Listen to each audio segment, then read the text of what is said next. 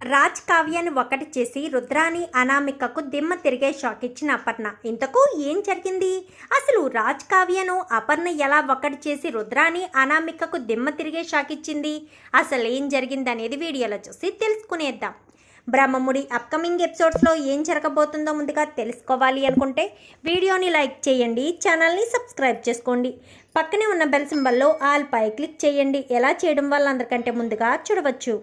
మొత్తం మీరు చూసుకున్నట్లయితే ఇంకా కావ్యతో మాట్లాడి ఇంటికి వచ్చిన తర్వాత అపర్ణ అయితే రాజ్ నిలదీయడంతో ఇంకా రాజుకి సమాధానం చెప్పి ఎవరి గురించి ఎవరో ఆలోచిస్తున్నారో ఒక్కసారి చూసుకోండి అని చెప్పి ఇంకా రాజ్ దగ్గరికి వెళ్తుంది. ఏంటి రాజ్, నేను కావ్యను కలవడానికి వెళ్ళానని నీకు కోపం వచ్చింది కదా, అక్కడ రాహుల్ ఎందుకు ఉన్నాడో తెలుసా? రాహుల్ కూడా వేరే అమ్మాయిని కలవడానికి వచ్చాడు. ఎవరికి ఉన్న పర్సనల్ లైఫ్స్ వాళ్ళకున్నాయి, ఎవరు దాచాల్సిన గుట్టు వాళ్ళు దాస్తున్నారు. నీ గురించే నీ కాపరమే బట్టబయలు పెట్టింది రుద్రాణి. అయితే తన కొడుకు చేసిన తప్పులనైతే రుద్రాణి దాచిపెట్టుకుంటుంది. కావ్య ఏం తప్పు చేసిందని కావ్యను అందరి ముందు బ్లేమ్ చేసింది. ఎప్పుడెప్పుడు రుద్రాణి కావ్యని ఇంట్లోంచి బయటకి గెంటేద్దామా అని ప్లాన్ చేసింది. ఎప్పుడైతే నాకు ఇలా జరిగిందో దాన్నే అలుసుగా తీసుకుని కావ్యని ఇంట్లోంచి బయటకి గెంటేసింది. ఎప్పటికైనా అర్థం చేసుకోరాజ్, కావ్య విలువేంటో, కావ్య గొప్పతనం ఏంటో. నువ్వు కావ్యని చాలా తప్పుగా అర్థం చేసుకున్నావు. కావ్య నా విషయంలో మాత్రం ఎప్పుడూ నిర్లక్ష్యంగా అయితే ఉండదు అని చెప్పాను, కానీ నీ విషయంలో నిర్లక్ష్యంగా ఉండదు మమ్మీ. మరి ఆ ఎక్స్పో విషయంలో ఏం జరిగింది అని చెప్పాను, కానీ అందులో ఏదో తప్పు ఉంది రాజ్. కావ్యకు తెలిసి మన కుటుంబానికి మన కంపెనీకి మాత్రం ఎట్టి పరిస్థితుల్లో కూడా అన్యాయం చేయదు. నీకు తెలీదా కావ్య గురించి? కావ్య కళను నువ్వు గుర్తించలేనప్పుడు కూడా కావ్య హైడ్లో ఉండి మరీ డిజైన్స్ వేసి మన కంపెనీని ముందుకు నడిచేలా చేసింది. అలాంటి కావ్య ఇప్పుడు మన కంపెనీకి ద్రోహం చేసి మరొక కంపెనీ గెలిచేలా చేస్తుందా? ఒక్కసారి కావ్య మీద ఉన్న కోపాన్ని పక్కన పెట్టి కావ్య గురించి ఆలోచించు. కావ్య నీకు తెలిసిన మనిషిగా కావ్య ఈ కంపెనీకి ఈ కుటుంబానికి ద్రోహం చేస్తుందా అని ఒక్కసారి ఆలోచించు. కావ్య మీద కోపం పక్కన పెట్టు. నువ్వు బిడ్డను తీసుకొచ్చినప్పుడు ఇంట్లో వాళ్ళు ఎవరూ నమ్మకపోయినా కావ్య మాత్రమే నీ మీద పూర్తి నమ్మకం పెట్టింది. అప్పుడైనా కావ్యకు నీ మీద కావ్యకున్న నమ్మకం కన్నా కావ్యకు నీ మీద నమ్మకం ఉంది, కావ్య మీదకి మాత్రం నీకు నమ్మకం లేదు, అంతే కదా అని చెప్పనేసరికి అది కాదు మమ్మీ అని చెప్పాను. కానీ ఆలోచించు రాజు, ఒక్కసారి ప్రశాంతంగా ఆలోచించు. కావ్య ఎలాంటిది, కావ్య ఎలాంటి పనులు చేస్తుంది, మన కుటుంబానికి మంచి చేస్తుందా చెడు చేస్తుందా? చెడు చేసే మనిషా మంచి చేసే మనిషా? ఒక్కసారి ఆలోచించు. మీ రుద్రాణి అత్తయ్య ఏదో చెప్పిందని మీ రుద్రాణి అత్తయ్య అన్న మాటల్ని పట్టుకుని వేలాడుతున్నావు. అసలు మీ రుద్రాణి అత్తయ్యని మానవలసిన అవసరం ఏముంది? మీ రుద్రాణి అత్తయ్య ఎలాంటిదో నీకు తెలియదా? తన మనస్తత్వం తెలియదా? ఏ కాపురాలు కుదురుగా ఉండనిచ్చింది? అనామిక కళ్యాణ్ కాపురాన్ని చెడగొట్టేసింది. అనామిక కళ్యాణ్ విడాకులు తీసుకునే వరకు మనశ్శాంతిగా లేదు.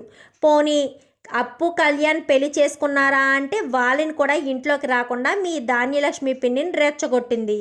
ఇంకా నీకు రుద్రాణి గురించి అర్థం చేసుకోకుండా రుద్రాణి మాటలను బట్టి కావ్యను దూరం చేసుకున్నావా?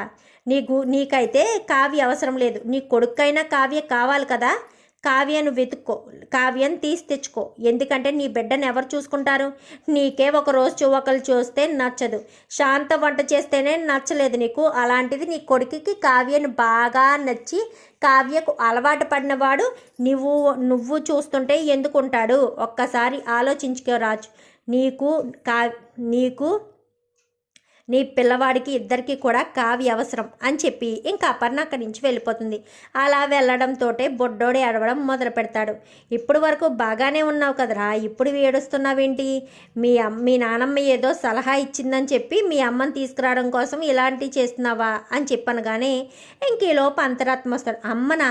కావ్య నీ భార్య కాదన్నావు, మరి ఇప్పుడు అమ్మాని ఎలా పిలిచావు?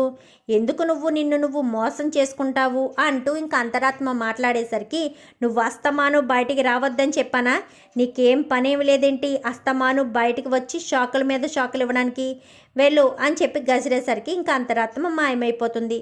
రాజ్ అయితే ఆలోచిస్తూ ఉండగా సీతారామయ్య గారు కూడా రాజుని పిలిచి కావ్య లాంటి తెలివైన అమ్మాయి మన కంపెనీలో ఉండాలి, కావ్యను మన కంపెనీలోకి తీసుకురావడానికి ఏం చేయాలో ఆలోచించు అని చెప్పనేసరికి ఇంకా రాజుకి ఏం చేయాలో అర్థం కాదు. ఇటు తాతయ్య కావ్య కావాలంటున్నారు, బొడ్డోడు కావ్య కావాలంటున్నారు, అమ్మ నానమ్మ కూడా కావ్య కావాలంటున్నారు. ఇంతమంది కావ్యను కావాలంటుంటే నేనేం చేయాలి, నేను ఎలా కావ్యను తీసుకురావాలి అని చెప్పి రాజు అయితే ఆలోచించుకుంటూ ఉండగా ఒకరోజు ఆఫీస్కి వెళ్ళి తిరిగి వచ్చేసరికి ఇంట్లో బొడ్డోడైతే కనిపించకపోవడంతో మమ్మీ ఎక్కడున్నాడు నా కొడుకు అని చెప్పాను. కానీ ఏమో నాకేం తెలుసురా, నీ కొడుకు ఎక్కడున్నాడో, నీ భార్య ఎక్కడుందో నీకే తెలియదు, మరి నీ కొడుకు గురించి నాకేం తెలుస్తుంది, నాకు తెలియదు అని చెప్పనేసరికి మమ్మీ అని చెప్పాను. కానీ ఏమో వాళ్ళ అమ్మ దగ్గరే ఉందేమో, నీకు భార్య అవసరం లేదు, వాడికి తల్లి కావాలి కదా, తల్లి దగ్గరికే వెళ్ళిపోయాడేమో అని చెప్పి ఇంకా అపర్ణ అయితే అనేసరికి మమ్మీ అని చెప్పాను. కానీ ఏమో నాకు తెలియదురా అని చెప్పాను. కానీ అంటే ఖచ్చితంగా మమ్మీ ఏదో చేసిందని ఇంకా రాజు బయలుదేరతాడు. ఇంక ఇక్కడ అపర్ణ ఏం చేస్తుందంటే రాజు ఆఫీసు నుంచి రాకముందే పిల్లవాడిని తీసుకువెళ్ళి గుమ్మాలో ఒక క్లాత్ వేసి గుమ్మాలోనే పడుకోబెట్టేసి సైలెంట్గా బయటికి వచ్చేస్తుంది. ఇంకా పిల్లవాడు ఆకలికి అప్పటి వరకు ఆడుకున్న ఒకేసారి ఏడవడంతో కనకం అయితే వస్తుంది. ఏంటి పిల్లోడు ఏడుస్తున్నాడు అని గబగబా కనకం వచ్చి చూసేసరికి పిల్లవాడు ఏడవడం చూస్తుంది కనకం. ఇదేంటిది పిల్లోడు ఏడడం ఏంటి అని అనుకుంటూనే వెళ్ళి ఈ వీడేంటి ఇక్కడ ఏడుస్తున్నాడు అని చెప్పి కావ్యని అడుగుతుంది. ఏమోనమ్మా నాకు తెలీదు, అసలు వీడిక్కడికి ఎలా వచ్చాడో అర్థం కావట్లేదు. సరే ఎలా వచ్చాడో తర్వాత తెలుసుకుందో కానీ ముందు బాబుని ఎత్తుకో, ఆకలికి ఏడుస్తున్నాడు, పాలైనా పట్టించు అని చెప్పాను. కానీ అలాగే అమ్మ అని చెప్పి ఇంకా బాబుని ఎత్తుకొని పాలు పట్టిస్తూ ఉంటుంది. ఇంకా రాజు పిల్లోడు గురించి వెతుక్కుంటూ అక్కడికి వచ్చేసరికి బాబు కాస్త కావ్య దగ్గర బాగా నవ్వుతూ సంతోషంగా ఆడుకుంటూ ఉంటాడు.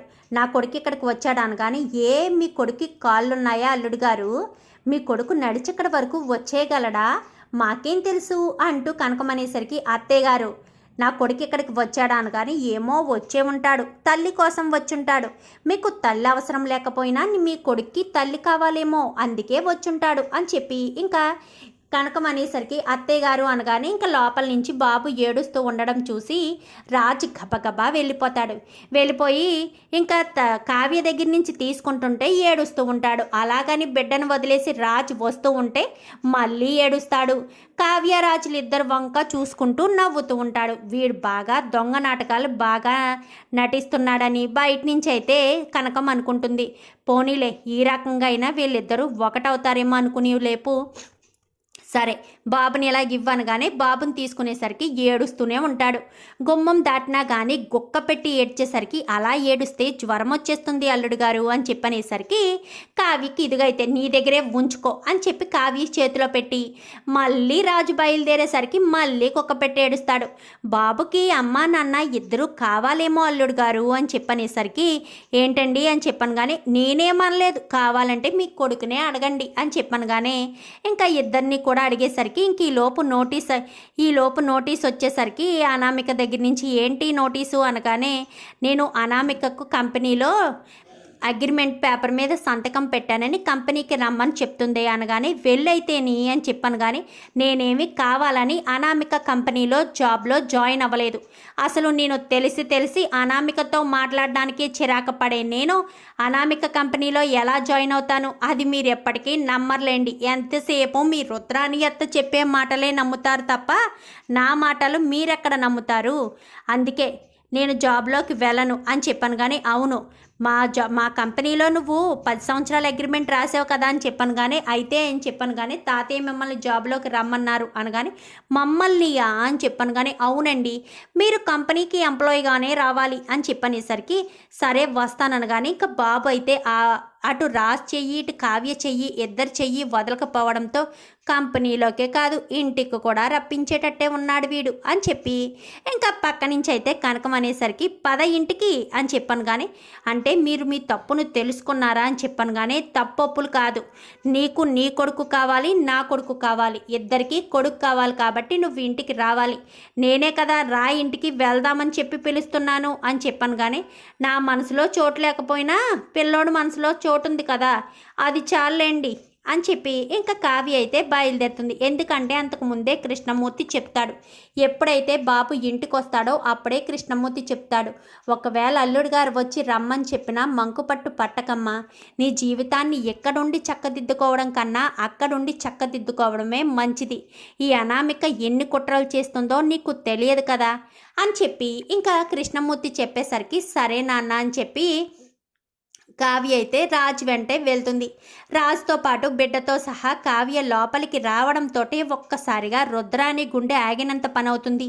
ఏంటి రుద్రాని గుండె పట్టుకున్నావు, గుండె ఏమైనా గట్టిగా కొట్టుకుంటుందా ఏంటి అని చెప్పాను. కానీ వస్తుంది కావ్యాన్నే వదినా అని చెప్పాను. కానీ నా కోడలు ఇంటికి రాకూడదా ఏంటి, ఇంటికి వస్తే నువ్వు చూడలేవా ఏంటి అని చెప్పాను. కానీ అది కాదు వదినా, కావ్య ఇంటికి రావడం ఏంటా అని నాకు ఆశ్చర్యం కలుగుతుంది, అందుకనే అని చెప్పాను. కానీ కావ్యరాజులిద్దరూ ఒకటిగా ఉండకూడదని కోరుకుంటున్నావా, కావ్యరాజులిద్దరూ కలవకూడదని నువ్వు కోరుకుంటున్నావా ఏంటి అని చెప్పనేసరికి నేనెందుకు అలా కోరుకుంటాను వదినా అని చెప్పాను. కానీ ఏమో నువ్వు అలాగే కోరుకుంటున్నట్టుంది అని చెప్పనేసరికి ఏం కాదు వదినా, నేనేమీ అలా కోరుకోను అని చెప్పి ఇంకా అపర్ణ అయితే అంటుంది, మొత్తానికైతే రాజు ఇంటికి తీసుకొచ్చేసాడు కదా, ఇంకా కావ్యను మనం పట్టుకోలేము, ఇక్కడికి రాకముందే చేయాలనుకున్నాను, కానీ మా వదిన బొడ్డోని అడ్డం పెట్టుకుని కావ్యని ఇక్కడికి తీసుకొచ్చేసింది, ఇంకా నేనేం చేస్తాను, ఏం చేయలేను అని చెప్పి వెంటనే అనామికకు ఫోన్ చేసి చెప్తుంది రుద్రాని.